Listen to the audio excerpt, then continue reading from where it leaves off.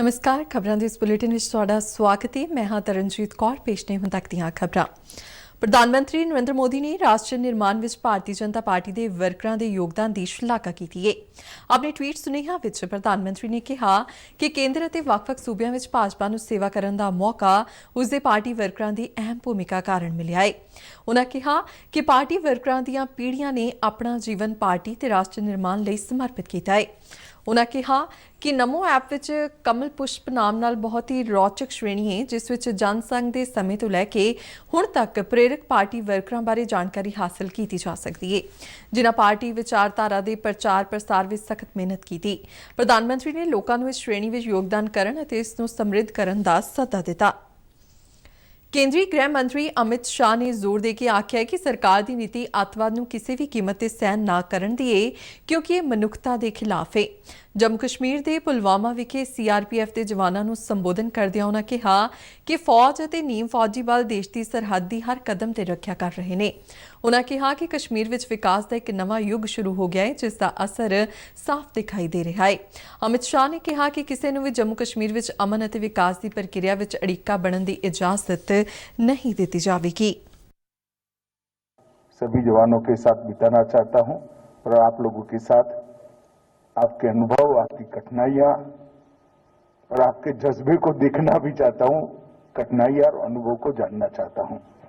इसलिए मेरी दृष्टि से कम मेरे लिए कार्यक्रम बहुत महत्वपूर्ण है कि सीमा की अंतिम इंच तक जो जवान देश की सुरक्षा में लगे हैं, चाहे सेना के हो, BSF के हो, CRPF के हो, SSB के हो,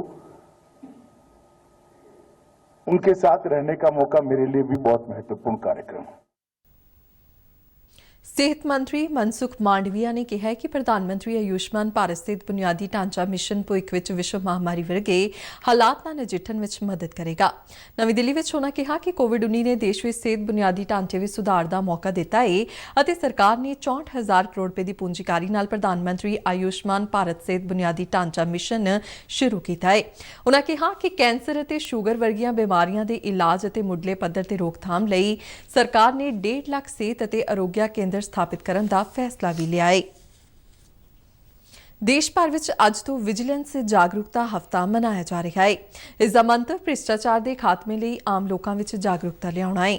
इस लड़ी विच 1 नवंबर तक जागरूकता संबंधी कई प्रोग्राम करवाए जाएंगे।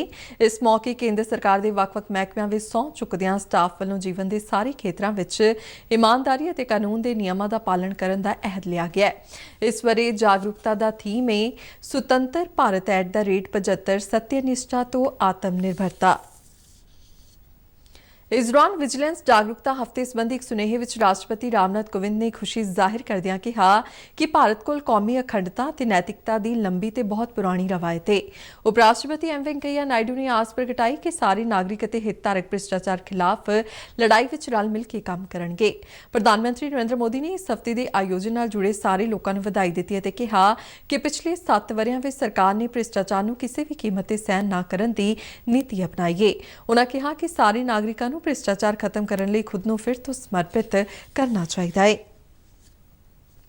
पंजाब के मुख्यमंत्री चरणजीत सिंह चन्नी ने खरीद एजेंसियों को हदायत दी कि पिछले 2 दिनों तो पंजाब के कुछ हिस्सों में पए भारी मीह तो बाद झोने की प्रक्रिया मुड़ लीह ते लियाउण लई सारे लोड़ींदे कदम चुके जाण।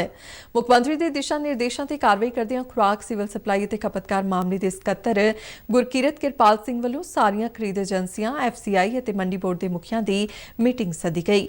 इस मीटिंग में मीह कारण पैदा हुई स्थिति और मंडियां में पए झोने की फसल से पैण वाले प्रभाव का जायजा लिया गया। देशव्यापी कोविड टीकाकरण मुहिम तहत हुण तक 102 करोड़ 96 लाख तो वध टीके लगाए जा चुके हैं। पिछले 24 घंटिया दौरान 12,428 नवे कोरोना मामले दर्ज किए गए हैं। हुण देश में कुल 1,63,816 एक्टिव कोरोना मामले रह गए हैं, जो पिछले 241 दिनों में सब तो घट ने। कोविड-19 तो सेहतयाब होने की दर 98.19% हो गई है। हफ्तावारी सकारात्मकता दर पिछले 32 दिनों तो 2% तो हेठा चल रही है। इधर पंजाब ਵਿੱਚ ਹੁਣ तक 2 ਕਰੋੜ 18 ਲੱਖ ਤੋਂ ਵੱਧ ਲੋਕਾਂ ਦਾ ਕੋਵਿਡ ਟੀਕਾਕਰਨ ਕੀਤਾ ਜਾ ਚੁੱਕਾ ਹੈ, ਜਿਸ ਵਿੱਚ 1 ਕਰੋੜ 57 ਲੱਖ ਤੋਂ ਵੱਧ ਪਹਿਲੀ ਖੁਰਾਕ ਅਤੇ 60 ਲੱਖ 54 ਹਜ਼ਾਰ ਲੋਕਾਂ ਨੂੰ ਦੂਜੀ ਖੁਰਾਕ ਦਿੱਤੀ ਜਾ ਚੁੱਕੀ ਹੈ। ਉਪ ਮੁੱਖ ਮੰਤਰੀ ਓਪੀ ਸੋਨੀ ਨੇ ਇਹ ਜਾਣਕਾਰੀ ਦਿੰਦਿਆਂ ਦੱਸਿਆ ਕਿ ਸੂਬੇ ਭਰ ਵਿੱਚ ਕੋਵਿਡ ਟੀਕਾਕਰਨ ਮੁਹਿੰਮ ਜ਼ੋਰਾਂ ਤੇ ਚੱਲ ਰਹੀ ਹੈ ਅਤੇ ਵਰਕਰਾਂ ਨੂੰ ਟੀਕਾ ਲਗਾਉਣ ਲਈ ਉਹਨਾਂ ਦੀਆਂ ਕੰਮ ਵਾਲੀਆਂ ਥਾਵਾਂ ਤੇ ਵਿਸ਼ੇਸ਼ ਕੈਂਪ ਲਗਾਏ ਜਾ ਰਹੇ ਨੇ। खुराक ते जनतक वंड विभाग ने खाण वाले तेलों के भंडार करन दी हद की स्थिति की समीक्षा लई सारे सूबियां ते केंद्र शासित प्रदेशों नाल कल एक मीटिंग की। केंद्र ने सूबियां नूं यकीनी बनाउण लई कहा है कि खपतकारां नूं खाण वाले तेलों की भंडार करन दी हद बारे केंद्र सरकार की पहल का लाभ हर हाल विच मिले। केंद्र ने इसलिए सूबियां नूं नोटिफिकेशन जारी करन दी प्रक्रिया तेज़ करन लई भी आख्या है। ते इस दे नाल ही खबरां दा बुलेटिन इत्थे खत्म हुंदा है। आज्ञा दिओ, नमस्कार।